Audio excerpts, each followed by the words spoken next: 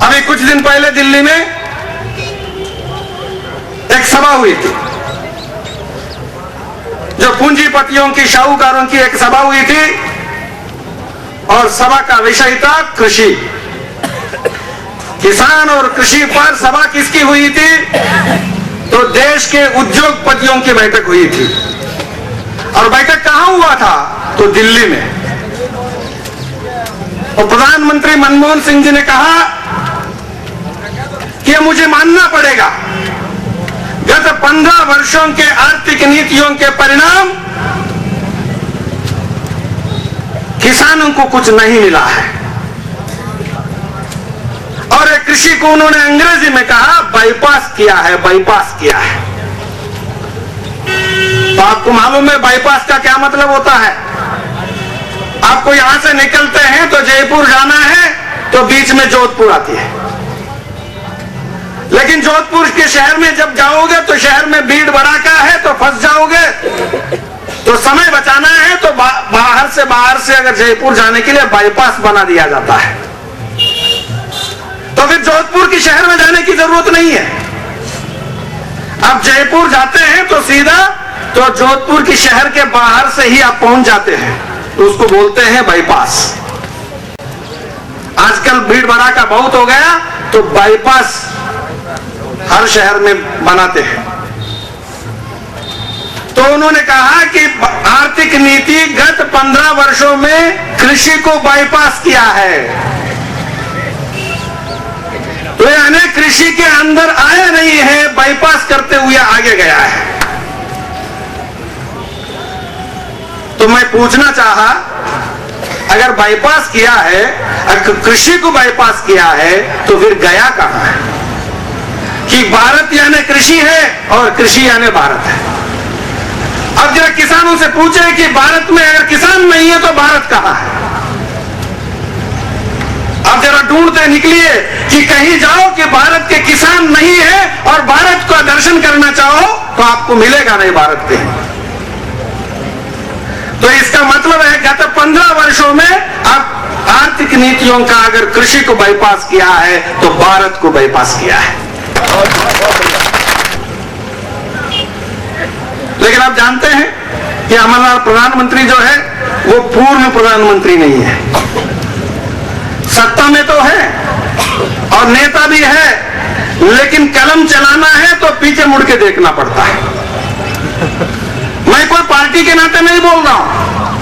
यहां कोई कांग्रेस के व्यक्ति बैठे हैं तो बैठे रहिए, सुनेंगे बाकी पार्टियों का भी, तो पीछे मुड़ के देखना पड़ता है। और इशारा हो गया तो हस्ताक्षर करते हैं, और इशारा करने का हवाले इनको गोबर का गंध नहीं मालूम है, क्योंकि हाथों से कभी गोबर देखा नहीं है, कभी पकड़ा नहीं है। तो आपको मालूम है, जैसे आप कंप्यूटर के पास जाओ और कंप्यूटर से आपको बात करना चाहो तो मारवाड़ में आप बोलो तो कंप्यूटर में समझ में नहीं आता, कंप्यूटर समझती नहीं है, और वो अंग्रेजी समझती है कंप्यूटर। अगर आपको कंप्यूटर को समझाना है और कहना है कि यह काम करो, उसमें टिकट निकाल के दो, तो आपको मारवाड़ में नहीं बोलना, अंग्रेजी में बोलना पड़ता है, तब वो कंप्यूटर समझती है। तो हमारा कांग्रेस पार्टी की जो पीछे की सत्ता में बैठे हुए हैं वो कंप्यूटर जैसा है, वो मारवाड़ नहीं समझती है, वो किसानों को नहीं समझती है, और हम बोलते हैं कुछ है तो वो समझती कुछ है, और वो बोलती कुछ है तो हम भी कुछ समझते हैं। और सत्ता के मुखिया और हमारे बीच में गैप चल रहा है, गैप चल रहा है। तो इसीलिए बाईपास हो रहा है, और नीतियों का परिणाम जब आप कहते हो तो भारत बाईपास हो रहा है। भारत में कोई और उनको लाभ मिलता है, लेकिन भारत बाईपास होता हुआ दिखाई देता है। मैं अभी गया था, आंध्र में गया था, तो किसानों की पंचायत करने के लिए, तो वहां कहते हुए देखा, तो आप जानते हैं कि यहां पर आ गया चिकनगुनिया, आंध्र में बहुत ज्यादा हो गया। तो आंध्र में चिकनगुनिया हो गया, तो चिकनगुनिया को मालूम नहीं है कौन सी पार्टी सत्ता में है, और कौन सी पार्टी सत्ता में है चिकनगुनिया को कोई लेन देन भी नहीं है, उसको तो अपना काम करना है। तो चिकनगुनिया हो गया, चिकनगुनिया हो गया तो चंद्रबाबू नायडू जग गए। प्रतिपक्ष में है आजकल, सत्ता से निकाल करके बाहर रख दिया लोगों ने, तो खाली है।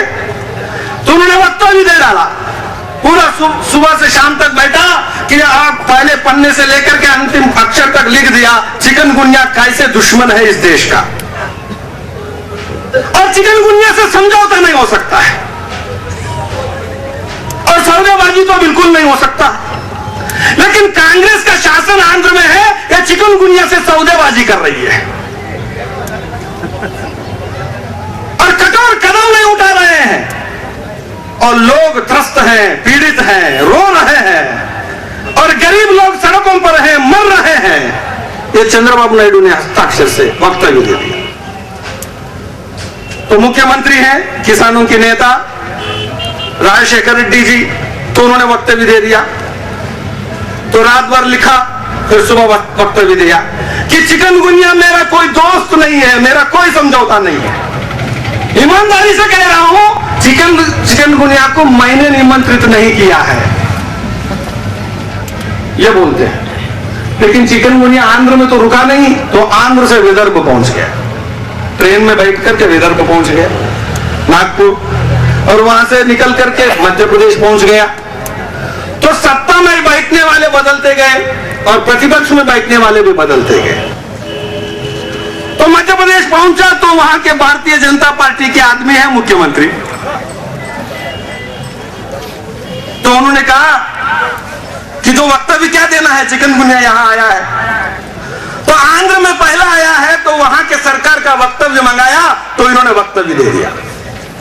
कांग्रेस पार्टी के मुख्यमंत्री वहां है, भारतीय जनता पार्टी के मुख्यमंत्री यहां है, वक्तव्य नहीं बदला है। सत्ता में रहने वाले लोग वक्तव्य एक ही दे रहे हैं। तो यहां दिग्विजय सिंह हैं, वे प्रतिपक्ष में आजकल, तो उन्होंने आंध्र में देखा कि तो प्रतिपक्ष में जो नेता है चंद्रबाबू नायडू, उनसे मंगाया जाए, वेंकैया नायडू से जरा वक्तव्य मंगाया जाए।